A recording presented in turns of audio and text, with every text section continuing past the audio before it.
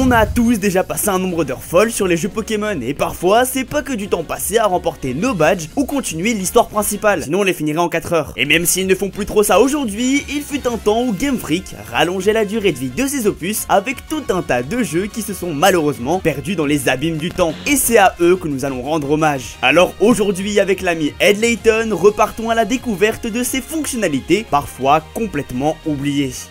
Bon bah go du coup. J'ai déjà eu pas mal de fois l'occasion de le dire sur cette chaîne, mais les jeux Heart Gold et Soul Silver sont parmi mes jeux vidéo préférés, toutes licences confondues. Et ce n'est pas que pour toutes les fonctionnalités qu'elle apportait à l'époque. Non, ce qui aura le plus aspiré mon âme enfant, c'est bien le Pokéathlon. Probablement un jeu que vous êtes très peu à avoir connu. Pour faire simple, c'était une structure exclusive au remake de la deuxième génération, dans le sens où en plus de n'être présent dans aucun autre jeu Pokémon, elle ne l'était pas non plus dans les jeux de base, comme s'il n'y avait pas déjà trop de choses à faire. Il s'agissait d'un endroit où les Pokémon pouvaient disputer diverses compétitions sportives, un peu comme les Jeux Olympiques, composées chacune de différentes épreuves classées en 5 catégories: vitesse, force, habilité, endurance et saut. En gros, c'est un peu une version sportive des concours d'Owen et Sinnoh, dans le sens où les joueurs devaient là aussi enchaîner 3 épreuves d'affilée contre 3 autres participants, les Poké-athlètes, faisant également concourir leurs Pokémon. Et à la fin, ils obtenaient des points athlètes à échanger contre des prix et leurs Pokémon une médaille. Mais à la différence près qu'ici, les épreuves étaient ultra variées et ultra difficiles. Course d'obstacles, capture de drapeaux, course de relais, casse-rock, cercle musical, balle au but,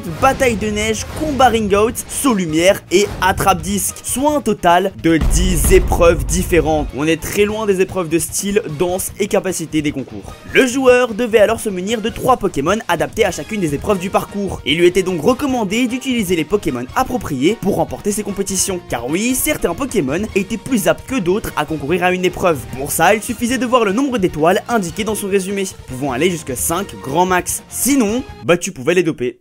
Quand je vous disais que ça ressemblait aux Jeux Olympiques. Pour ça, on utilisait le Noix Grume Shaker, un appareil vous permettant de créer vos propres Noix Grume Drink, des boissons à base de noix grumes donc. Croyez-moi que c'était assez galère de choisir entre rapporter ces noix grumes à Vargas pour en faire des Pokéballs ou concocter ces boissons. Bref, ajoutez à cela le fait qu'il y avait 3 modes de compétition: Link pour jouer contre vos amis, Standard ou encore la Coupe des Cracks, accessible après avoir reçu un certain nombre de trophées, dans laquelle vous pouviez affronter des champions d'arène de Johto, mais aussi Melina de Sinnoh ou encore une danseuse du nom de Kimomo.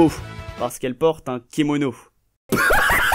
En gros, sûrement l'un des mini-jeux les plus complets de toute la licence, qui a malheureusement été supprimé des jeux suivants. Mais en vrai, c'est pas si mal. Ça fait une des particularités de ces remakes. Et j'espère qu'on reverra le Pokéathlon si on a des remakes des remakes. Vous êtes pas à l'abri que ça arrive un jour, ils l'ont déjà fait. De mon côté, la fonctionnalité que je regrette un peu, c'est celle du casino. C'était pourtant récurrent de trouver un casino dans chaque jeu Pokémon dans les 4 premières générations, mais il semblerait que Game Freak a eu quelques soucis en dehors du Japon sur le plan législatif. En fait, grosso modo, une loi européenne destinée à protéger les mineurs des jeux d'argent a fini par passer. Cette loi, elle empêchait pas directement les développeurs d'intégrer un casino dans leur jeu, mais s'ils l'avaient fait, ils auraient mangé un bon Peggy 12. Et ça, pour un jeu Pokémon, ça le fait pas trop. Étant donné que le public cible est plutôt jeune, Game Freak a donc décidé de supprimer les casinos plutôt que de se fermer des portes inutilement. Je trouve ça dommage parce que le principe des machines à sous était quand même sympa. Ça permettait de faire une pause dans l'aventure et de farmer un petit peu pour obtenir des Pokémon ou des objets obtenables d'aucune autre manière.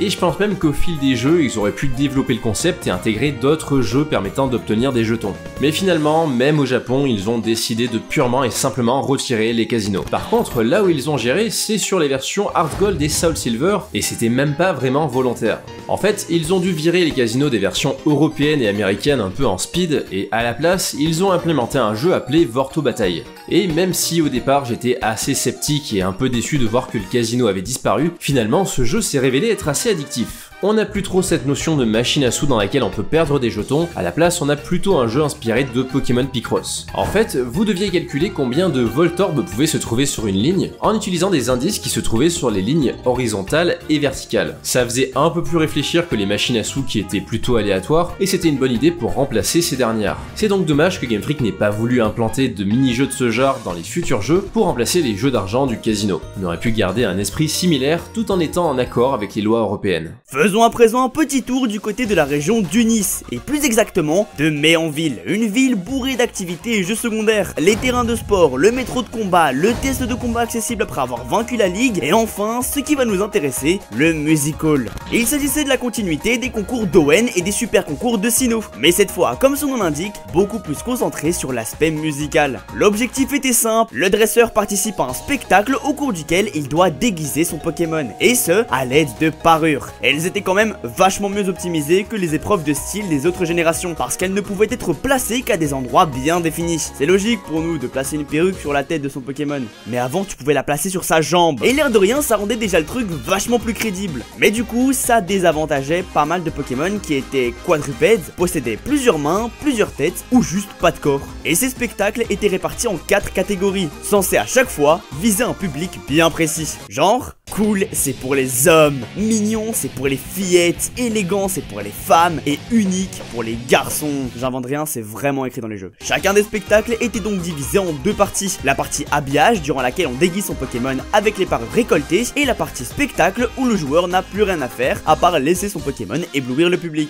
Ah si, il peut lui faire agiter le bras. Et si votre spectacle plaisait au public visé, n'hésitez pas à vous le montrer en vous jetant des parures à la gueule. Pas une blague, c'est même l'une des seules façons d'en obtenir vu qu'on pouvait pas en acheter. En soi c'était simple, mais quand c'est bien réalisé, c'est suffisant quand on est gosse pour passer un temps fou dessus. Et c'est exactement ce dont les jeux Pokémon ont besoin. Malheureusement, développer un jeu de nos jours étant de plus en plus long, Game Freak se donne de moins en moins le temps pour s'attarder sur ces petits jeux qui font pourtant le charme de nos versions préférées. Il y a encore tellement de jeux dont j'aimerais vous parler, alors si cet épisode vous plaît, n'hésitez pas à me le dire en commentaire, je me ferai un plaisir d'en faire un second. Merci à Ed Layton pour sa participation. Sur sa chaîne, il a une série dans laquelle il explore tout ce que les caméras de nos jeux préférés nous cachent. Alors, n'hésitez pas à y jeter un petit coup d'œil, c'est dans la description. Sur ce, n'oubliez pas, les fans de Pokémon Perle ne seront jamais respectés. Regardez-moi cette différence de flow.